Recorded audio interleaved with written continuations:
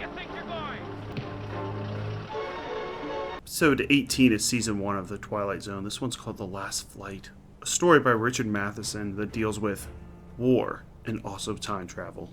In this case, our main character is Flight Lieutenant Terry Decker of the British Royal Flying Corps, not the Royal Air Force, as it would later be known as, because this is World War I. We see him in a World War I plane from 1917, and this episode was released February 5th of 1960, and it's funny seeing how he's about to time travel into 1960, and they think planes from 1917 are so archaic. We got these jumbo jets in 1960, so while this is not one of my favorite episodes, it's very light on the science fiction. He somehow travels forward in time to 1960, but that's all the science fiction we get in this one. This is really about a man struggling with the fact that he feels like he deserted his comrades during World War I, and him dealing with the grief of that. So he lands on this American airbase in France, and he has this World War I plane, and they're like, what the hell are you doing? Where did you get this ancient relic from? Where did you come from? And the portrayal of the British here in this American series, The Twilight Zone, is that the British are a lot more formal, more stuck up. You could say it's a stereotype, but I can't say it's inaccurate on how someone from World War I would act. It did seem like there was a lot more pride in the armed forces back then. So he was flying his plane and went up into this cloud and has now traveled 42 years in the future. And he explains to the people on this American base that him and his comrade, Alexander Mackay, were bombarded by 7 German aircraft and were fighting them off. And he feels bad about this because he ended up deserting his boss Alexander, and he says that Alexander has died. Now we learn later on that actually Alexander has not died. In fact, Alexander is coming to this very base in a couple hours. I think my problem with this episode, he somehow figures out why he traveled back in time. He thinks he's given a second chance, and it's just a little bit too messy. He spends most of the episode telling people he's actually from 1917. They don't believe him, but they later come on to believe him.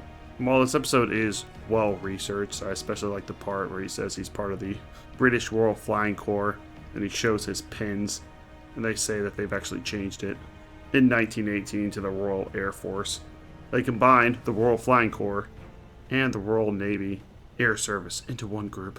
So it's a bit brainier than other episodes, but there's no really good twists, and it seems for convenience of the script that somehow he has this revelation of why he traveled back in time, and he makes this mad dash to his airplane, and we're not really told why he has this revelation. He has to go to his airplane, go back in time, save Alexander Mackay, who will then go on to serve in World War II as a general and also save thousands of lives in World War II. It's a brainy episode, but it's going to sit in the solid 5 category. It's fun watching it in 2026 to see the difference in how the armed forces acted in 1960 and 1917. Basically, they were a lot less strict. And even now, they're way less strict than they would be in 1960. This episode was directed by William F. Claxton, who also did the movies Half Past Midnight, Desire in the Dust, and Night of the Lepus. Let's read a review of someone who absolutely loved this episode. They give it a 10 out of 10. Outstanding episode. This is wonderful television. Sometimes Sterling got a little maudlin. In this, he cooks up a situation. Well, it wasn't written by Sterling, but okay. In this, he cooks up a situation, his characters into play, and treats them with respect. We have the RAF, with its codes of honor, its fighting spirit suddenly thrust into the future. One can't help but say, this is the way a British officer would act under these circumstances. Yeah, that's what they were going for.